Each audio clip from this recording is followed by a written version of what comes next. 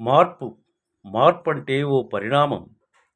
ఈ బ్రహ్మాండమంతా మార్పులతోనే నిండి ఉన్నది. చెట్లు, పక్షులు, జంతువులు, మనిషి పుట్టడం, జీవించడం, మరణించటం, మార్పుతో మళ్ళీ జన్మించటం. భౌగోళికంగా, సామాజికంగా ఎన్ని మార్పులు చోటు చేసుకున్నా పంచభూతములు మాత్రం ఏ మార్పు లేకుండా దివ్యత్వంతో తమ ధర్మాన్ని పాటిస్తూనే ఉన్నాయి. లోక కళ్యాణార్థం పంచభూతములను నడిపించే శక్తే విశ్వాసం. ఆ విశ్వాసమే విశ్వశక్తి అయినప్పుడు ఆ శక్తి కారకుడు గొప్ప శక్తివంతుడు కాడా? ఆ శక్తే దైవం కాదా? మానవ కళ్యాణం కోసం జరిగే మార్పేదైనా ఆహ్వానించదగ్గది.